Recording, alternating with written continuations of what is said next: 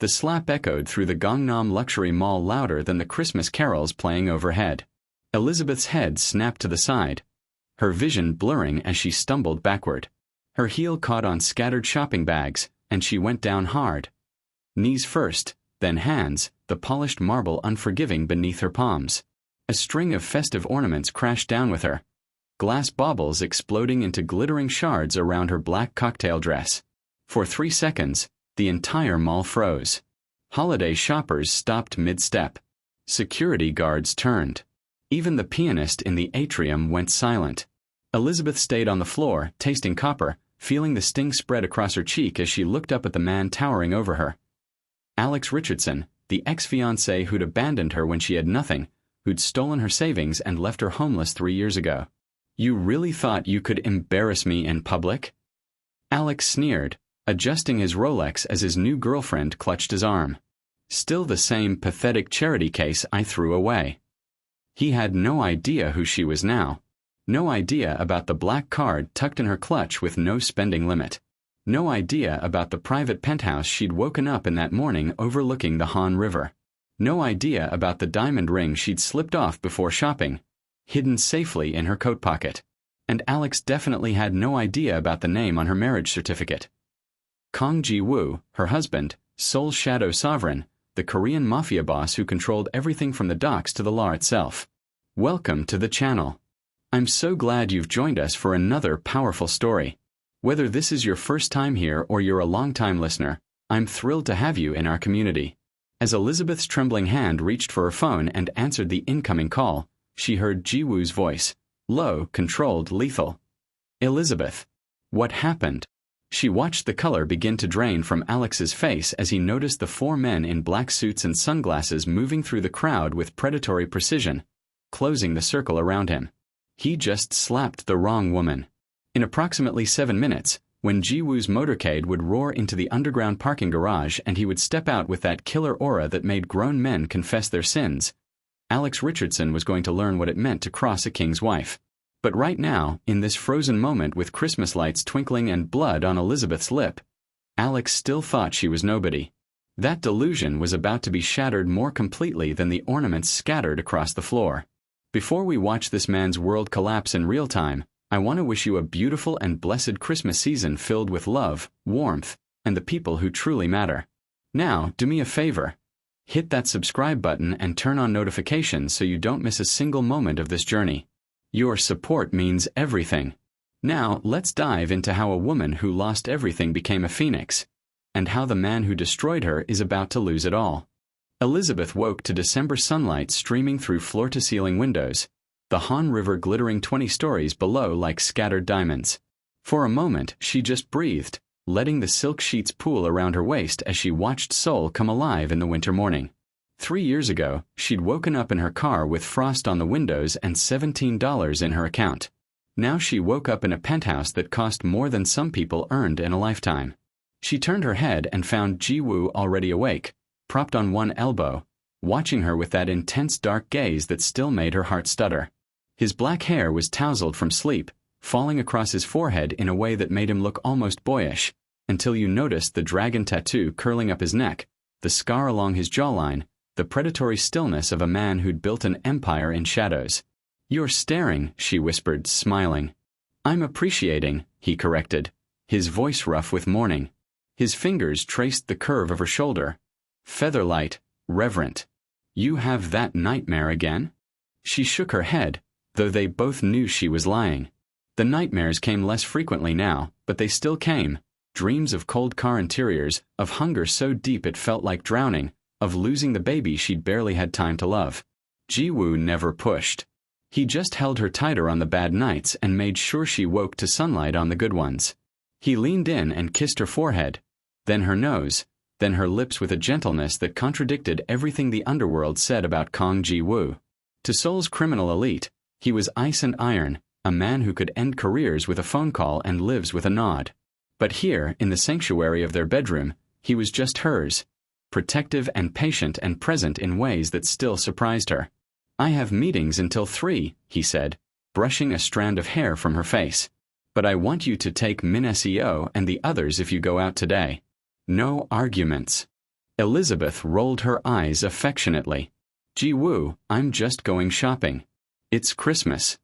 I don't need a security detail to buy presents. His expression shifted, something hard flickering behind his eyes. You need them because you're my wife. That makes you untouchable, Elizabeth, but it also makes you a target. I need to know you're safe when I can't be there myself. She softened at the tension in his jaw, the way his hand tightened almost imperceptibly on her waist. This was the duality of loving a king. The protection came with shadows, the safety with constant vigilance. She'd learned to accept it because she understood what lived beneath his obsessive care. Terror.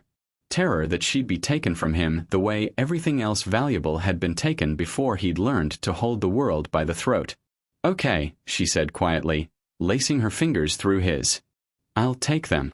The relief in his exhale was subtle but unmistakable. He pulled her against his chest, his heartbeat steady beneath her ear. Thank you. He paused, and when he spoke again his voice was barely above a whisper. I just got you. I'm not losing you. Elizabeth closed her eyes and held him tighter, breathing in bergamot and something darker, something uniquely him. She had no idea that in 4 hours, his worst fear would almost come true in a luxury mall decorated with tinsel and fake snow, when a ghost from her past decided she was still small enough to destroy. The Gangnam luxury mall sparkled like the inside of a snow globe. Massive crystal chandeliers draped in gold garland, a 20-foot Christmas tree dominating the atrium, and enough designer storefronts to fund a small country. Elizabeth walked through the marble corridors with shopping bags from Cartier and Hermès hanging from her arms, Mafia and 3 other bodyguards maintaining a discreet distance behind her. She'd promised Ji-woo she'd take security, but that didn't mean she wanted them hovering. She was examining a display of Italian leather gloves when she heard the laugh. Not just any laugh, that particular aristocratic chuckle she'd heard 1,000 times in her previous life, the one that always preceded cruelty disguised as concern. Elizabeth's blood went cold before she even turned around. Oh my God, is that? The female voice was shrill with delighted disbelief. Marcus, look. It's Elizabeth. Alex Richardson stood 15 feet away near the Dior boutique, one arm draped around a willowy blonde wearing enough diamonds to blind someone. He looked exactly the same. Sharp suit, perfect hair, that smile that had once made her feel chosen and now just made her feel sick. His eyes swept over Elizabeth with unconcealed amusement, lingering on her simple black cocktail dress with something like pity. Elizabeth, he said, her name dripping with false warmth. Wow. What are the chances? She should have walked away. Every instinct screamed at her to turn and leave, to let Mafia handle this, to call Ji-woo. But her feet stayed rooted to the polished floor, her tongue thick in her mouth as 3 years of trauma came flooding back in a single moment. Alex, she managed. He stepped closer, his girlfriend tottering behind him on stilettos. You look like you're doing okay, I guess. His eyes flicked to her dress again, and his smile sharpened. Shopping at the affordable retailers? Smart. Always good to stay within your budget. The blonde giggled. Marcus, don't be mean. I'm not being mean, sweetheart. I'm being realistic. He gestured at Elizabeth's bags with exaggerated concern. I just hope you're not overextending yourself again. Remember what happened last time you tried to keep up appearances? It didn't end well for you. Elizabeth's hands trembled. She wanted to tell him that the affordable dress cost $8,000, that the bag she carried represented more money than he made in 3 months, that she'd eaten breakfast that morning in a penthouse worth $30 million and woken up next to the most powerful man in Seoul. But the words stuck in her throat, choked by shame that shouldn't exist anymore but somehow still did. Cat got your tongue. Alex leaned in, lowering his voice to a stage whisper his girlfriend could definitely hear. Look, no hard feelings about what happened between us. You just weren't cut out for my world. Some people are built for struggle, you know? It's not an insult. It's just reality. I actually did you a favor leaving when I did. Saved you from more embarrassment. The blonde touched his arm. Baby, we should go. We have reservations. Right. Alex straightened, adjusting his Rolex, the one Elizabeth now realized was a fake, the gold already tarnishing at the edges. "Take care of yourself, Elizabeth. Really. Stay safe out there." He turned to walk away, dismissing her like she was nothing, like she'd always been nothing. And something inside Elizabeth, something that had been carefully rebuilt over 3 years, cracked just enough to make her speak. "Alex, wait." He spun back with theatrical surprise, and that's when his hand came up fast and connected with her face in a slap that sent her stumbling backward into the Christmas display. Elizabeth survived the unthinkable, but she isn't alone anymore. If you believe that no one should ever be treated like she was, and you're ready to see Alex get exactly what he deserves, hit that like button and subscribe now. Justice is coming. Comment Queen if you're standing with Elizabeth. The world tilted sideways. Elizabeth's heel caught on her shopping bags and she went down hard, knees slamming into marble, palms skidding across the polished floor. The Christmas display came down with her, ornaments exploding in bursts of red and gold, tinsel wrapping around her arms, a wooden reindeer figurine clattering past her head. Pain bloomed across her cheekbone, sharp and hot, and she tasted copper on her tongue. The entire mall went silent. The pianist stopped mid-carol. Shoppers froze with bags half-raised. Even the mechanical Santa in the corner seemed to pause mid-wave. Elizabeth stayed on the floor, breathing hard, watching blood from her split lip dot the white marble like fallen berries. Through the ringing in her ears, she heard Alex's voice, distant and distorted. "You don't walk away from me when I'm talking to you," he snarled. "You don't get to pretend you're somebody now. I know what you are. I know exactly what you are." His girlfriend made a small sound of shock. "Marcus, oh my God, you can't just." "She's fine. She's always been dramatic." Alex's expensive shoe stepped into Elizabeth's field of vision, close enough that she could see the designer label. "Get up. You're making a scene." Elizabeth tried to push herself upright, but her hands were shaking too badly. Glass cut into her palm. Her vision swam. And suddenly she was back in that car 3 years ago, cold and hungry and losing everything, while Alex's voice on the phone told her she was too much trouble, too needy, too broken to love. Then the air in the mall changed. Elizabeth felt it before she saw it, a shift in pressure, like the moment before lightning strikes. 4 men in identical black suits materialized from the crowd with the fluid precision of wolves cutting through sheep. No running, no shouting, just purposeful movement that parted the Christmas shoppers like water. Their faces were impassive behind dark sunglasses, but everything about their posture radiated lethal intent. Killer auras, Ji-woo called it. The energy that came from men who'd done violence and would do it again without hesitation. Minesio reached Elizabeth first, dropping to one knee beside her with controlled urgency. "Mrs. Kong," he said quietly, his hand hovering near her shoulder without quite touching. "Are you injured?" The other 3 formed a triangle around Alex, not touching him, not speaking, just standing close enough that he couldn't move without brushing against them. The blonde girlfriend stumbled backward with a small yelp. Who are you people?" Alex's voice climbed an octave. "This is assault. I'm calling security." "We are security," one of the bodyguards said flatly. His hand rested casually inside his jacket, and Alex's eyes tracked the movement with dawning comprehension. Minesio helped Elizabeth to her feet with careful hands, his jaw tight as he registered the blood on her lip, the torn hem of her dress, the glass embedded in her palm. He pulled out his phone with his free hand, his thumb already moving to the first number on speed dial. "Don't," Elizabeth whispered, but her voice came out weak and thready. "I have to, Mrs. Kong. You know I have to."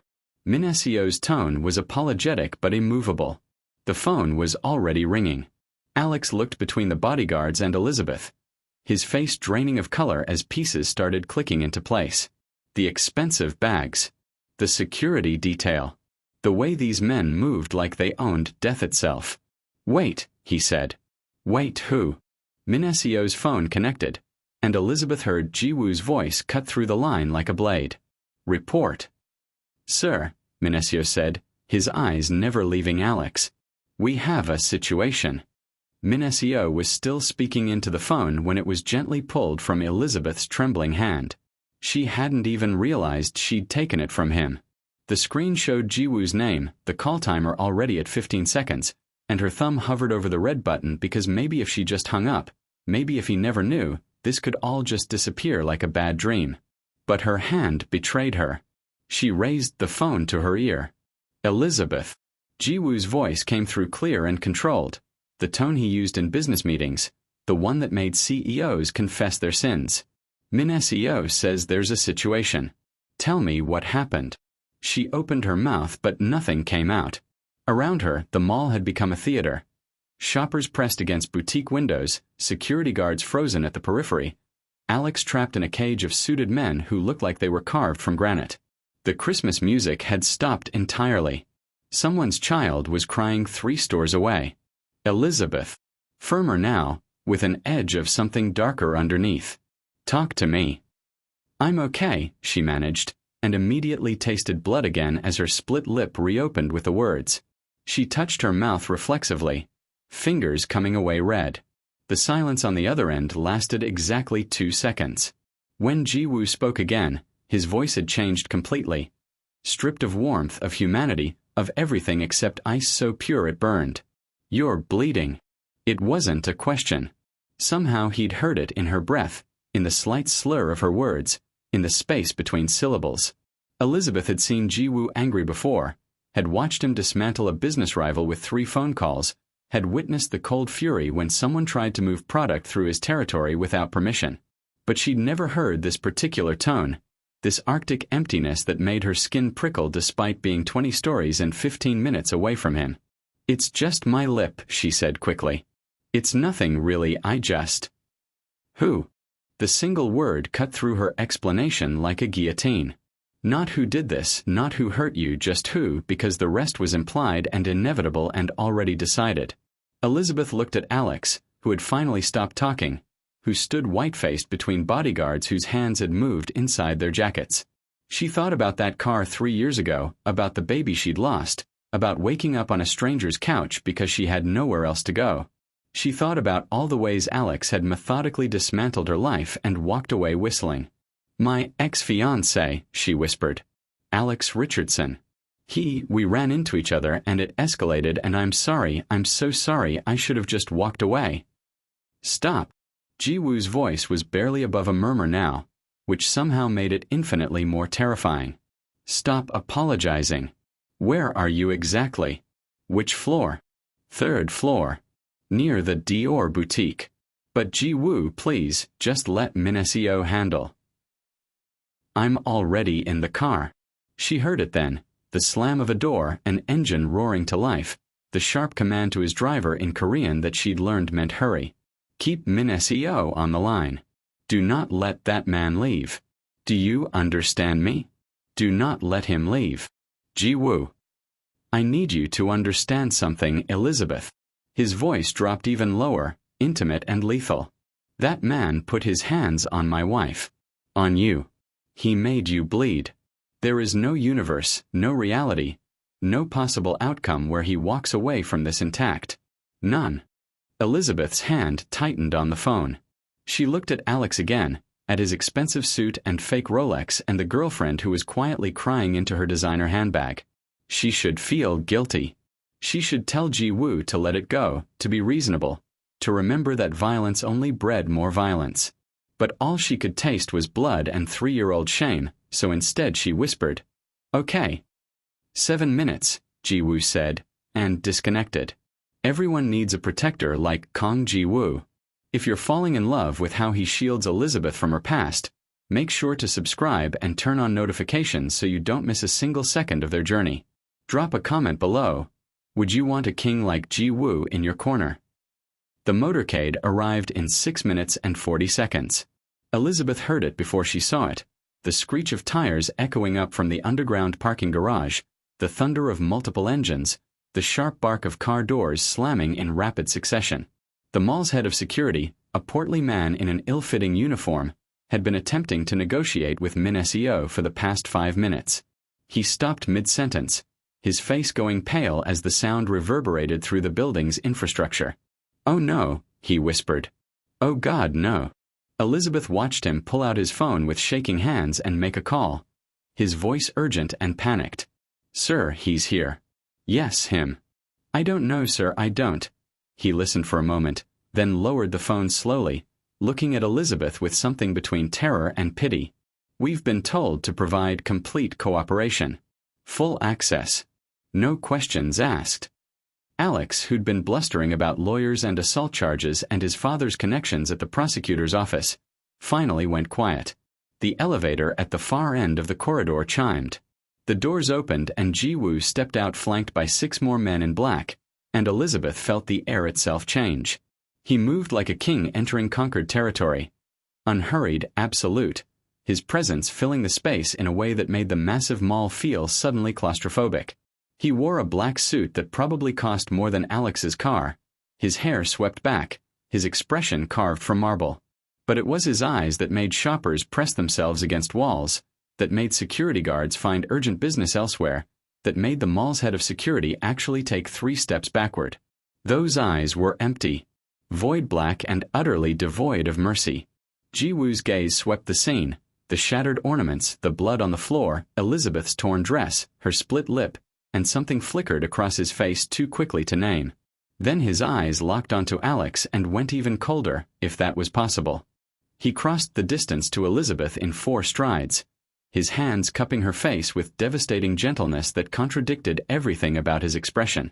His thumb traced the cut on her lip with infinite care, and when he spoke, his voice was soft enough that only she could hear. I'm here now. You're safe. Elizabeth nodded, not trusting her voice. Ji-woo turned to Min Seo, switching to Korean. The conversation was brief and efficient. Min Seo gestured to the security office, and Ji-woo nodded once before his attention swung back to Alex with the precision of a predator selecting prey. Kong Ji-woo, he said, introducing himself in English with a slight accent. Elizabeth's husband. Alex's girlfriend made a strangled sound. Alex himself had gone the color of old newspaper. Now, Ji-woo continued, his voice carrying despite its quiet register, we're going to have a conversation. You, me, my wife, and anyone she wants present. He glanced at the mall security director, who nearly tripped over himself nodding. The security office has been made available to us. You will come willingly, or my men will carry you. Your choice. You can't just, this is kidnapping, Alex stammered. This is illegal. I have rights. Ji-woo smiled, and it was the most terrifying thing Elizabeth had ever seen on his face. Not cruel, not angry, just empty and inevitable as winter. Mr. Richardson, let me explain something about this city. Ji-woo stepped closer, and Alex instinctively backed up into one of the bodyguards, who didn't budge. The mayor takes my calls at 3 in the morning. The police commissioner owes me 7 favors I haven't collected yet. The prosecutor you were about to threaten me with? His daughter's medical bills are paid by one of my charitable foundations. He paused, letting that sink in. I don't bypass the law, Mr. Richardson. I am the law. And you just assaulted my wife. The security office was claustrophobic. Cinder block walls painted institutional beige, a desk covered in monitor screens showing every angle of the mall, and exactly 6 chairs. Ji-woo had dismissed everyone except Min Seo, who stood by the door like a sentinel. Alex sat rigid in the corner, flanked by 2 bodyguards whose hands never left their jacket pockets. His girlfriend had been escorted to a separate room, her protests dying the moment she saw Ji-woo's expression. Elizabeth sat in the chair closest to Ji-woo, his hand wrapped around hers with careful pressure, his thumb tracing circles on her wrist like he was reminding himself she was real and breathing and here. A first aid kit lay open on the desk. Min Seo had cleaned the cut on her palm while they walked, had offered ice for her swelling cheek that she'd refused. Tell me, Ji-woo said quietly, his eyes never leaving Alex. Tell me everything. Elizabeth's throat closed.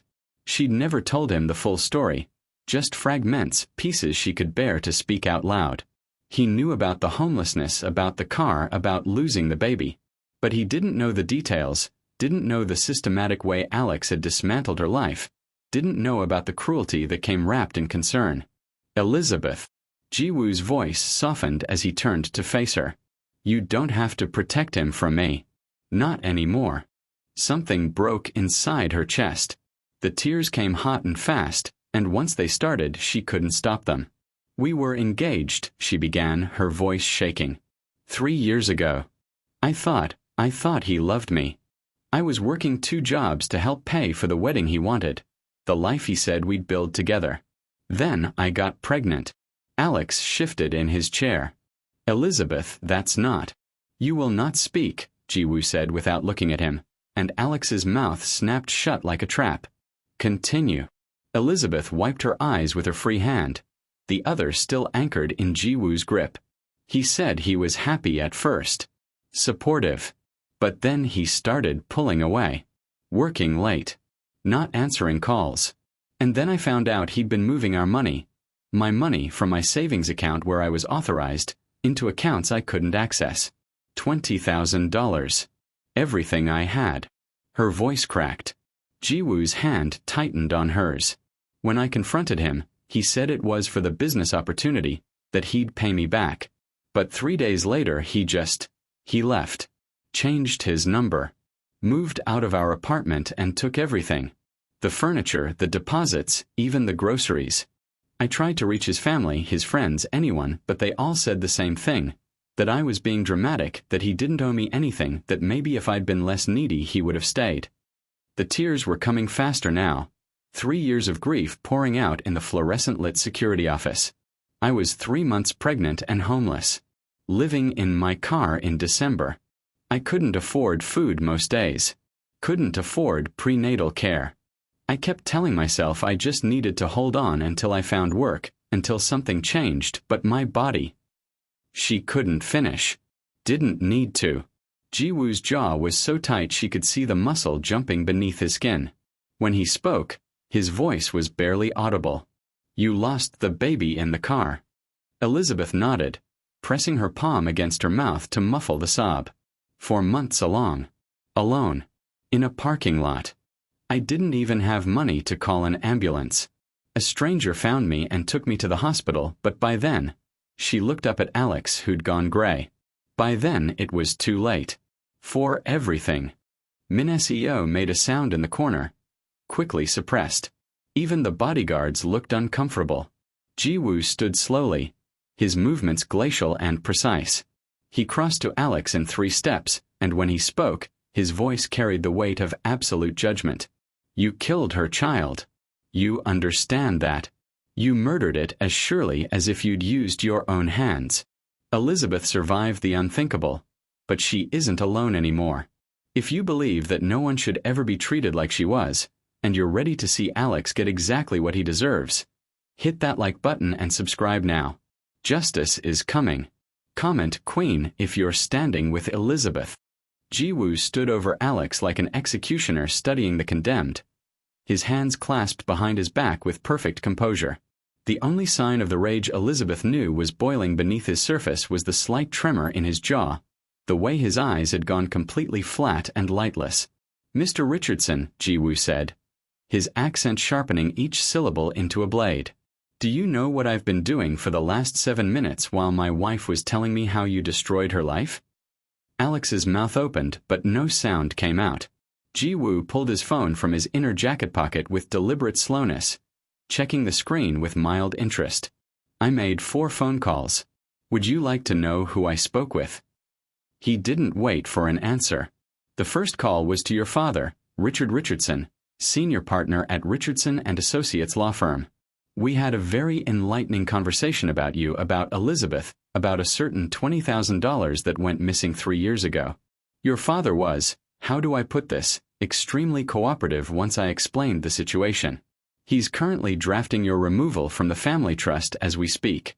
Effective immediately." Alex lurched forward in his chair. The bodyguard's hands tightened inside their jackets, and he froze. "You can't. He wouldn't." "He already has," Ji-woo interrupted, turning the phone screen to show an email timestamp from 6 minutes ago. "Your father sends his regards and wants me to tell you that you're no longer welcome at the family estate. Something about not raising a thief and a coward." The color drained from Alex's face so quickly Elizabeth thought he might faint. "The second call," Ji-woo continued, sliding the phone back into his pocket, "was to Douglas Chen, CEO of Chen Financial Group. Your employer. I believe were an investment analyst there. He tilted his head thoughtfully. Mr. Chen was very interested to learn about your history of financial impropriety. Stealing from your pregnant fiancée doesn't exactly inspire confidence in someone who handles client portfolios.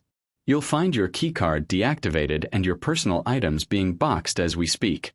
Security will escort you from the building if you attempt to return. This is insane, Alex whispered. You can't just, people have rights, there are laws.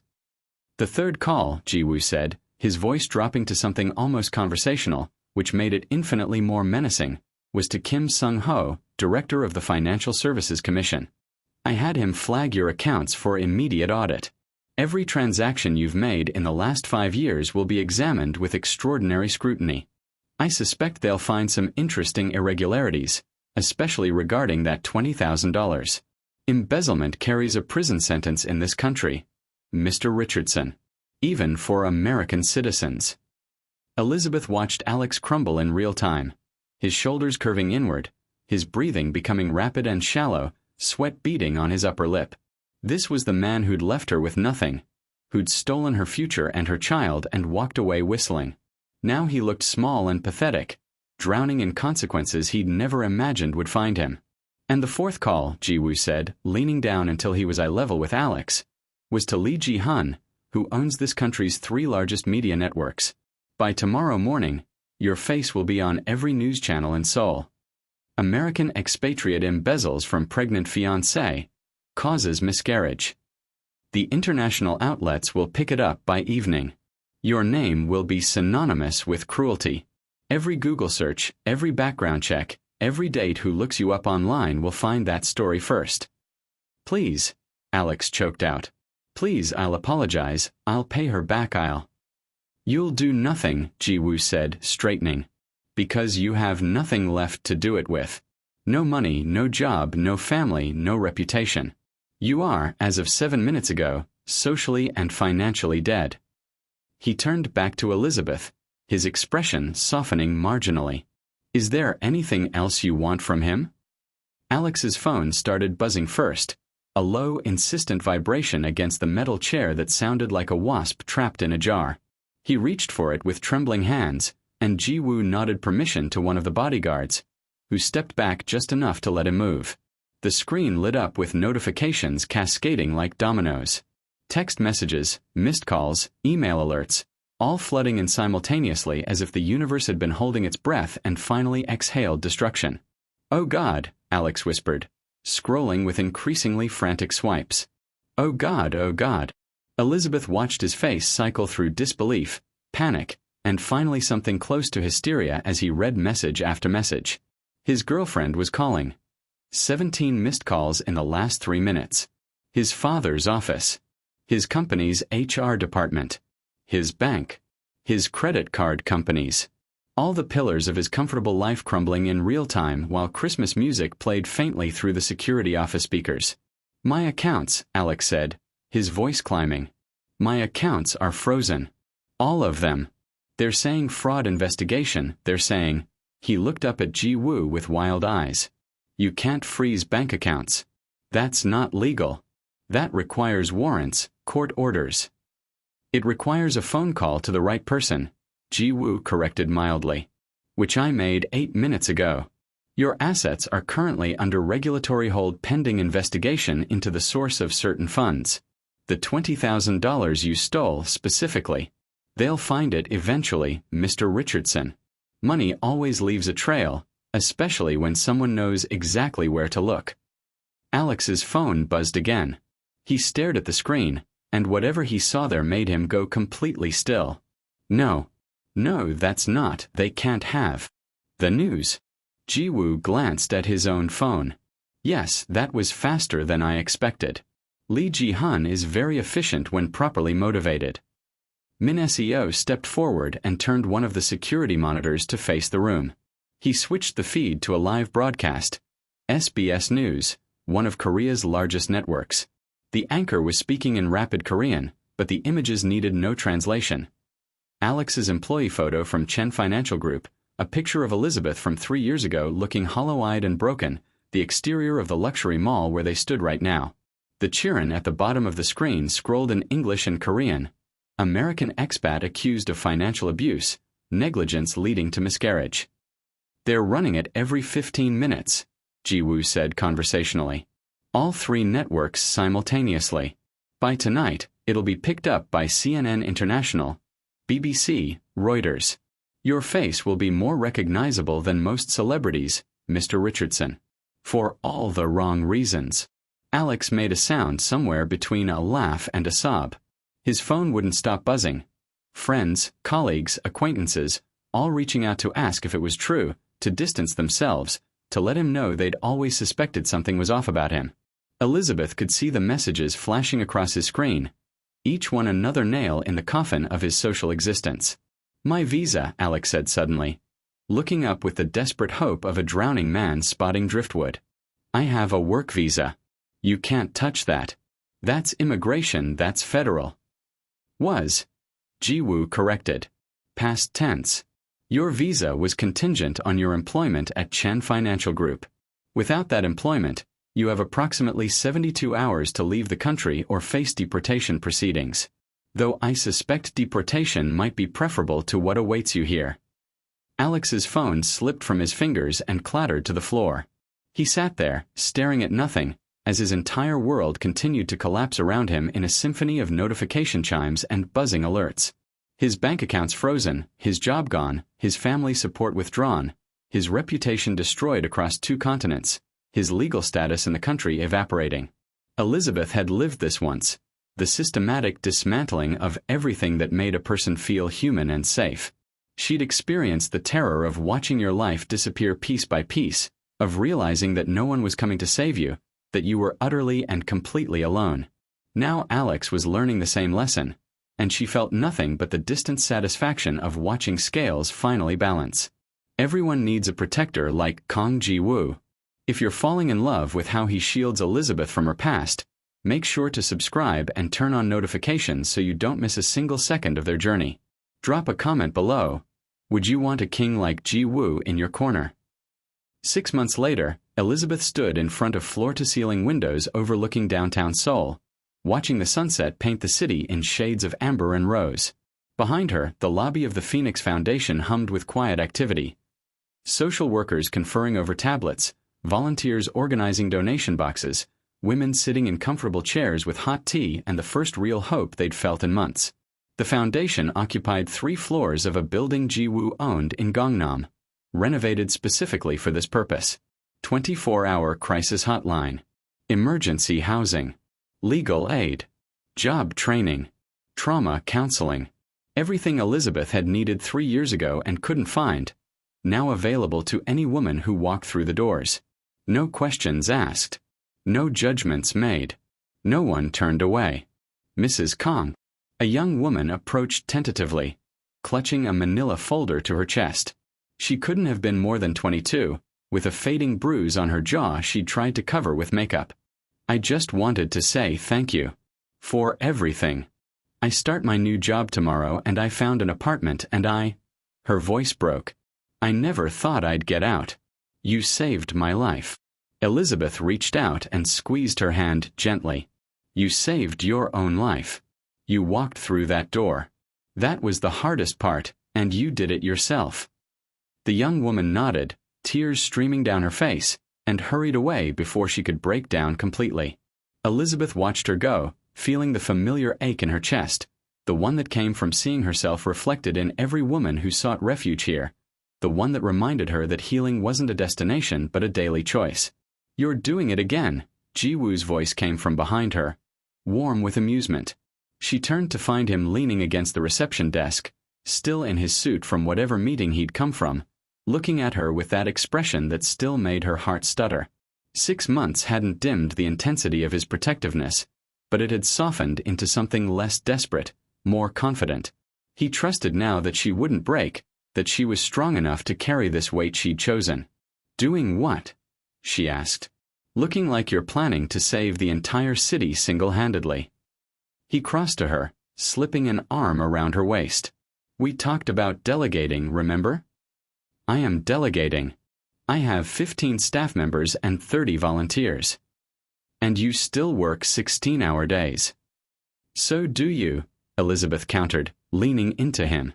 He conceded the point with a slight smile. They stood together in comfortable silence, watching the city lights begin to flicker on as darkness crept across the horizon. Somewhere out there, Alex Richardson was living in his parents' basement in Ohio, working a retail job and trying to rebuild a life that would never be what it was. His girlfriend had left him before they'd even boarded the deportation flight. The lawsuits were still pending. Elizabeth didn't think about him often anymore. He'd become what he should have always been, irrelevant. "There's something I need to tell you," Ji-woo said quietly, his tone shifting into something more serious. Elizabeth felt her pulse quicken. She knew that voice, the one he used when the shadows of his world were about to intrude on their carefully constructed peace. She pulled back to look at him, searching his face for clues. "What is it?" Ji-woo's jaw tightened almost imperceptibly. His hand moved to his jacket pocket, fingers brushing something inside, a phone, maybe, or a weapon. His eyes flicked to the windows, scanning the street below with sudden intensity. "Someone from my past just arrived in Seoul," he said. "Someone I thought was dead. And they're asking about you." The Phoenix Foundation continued its evening operations around them, unaware that the fragile sanctuary they'd built was about to be tested in ways none of them could predict. Elizabeth's story is proof that your past doesn't define your future. She rose from the ashes, and so can you. If this story touched your heart today, please like and subscribe to help us share more tales of strength and second chances. Comment "Rise" to show your support for every survivor out there.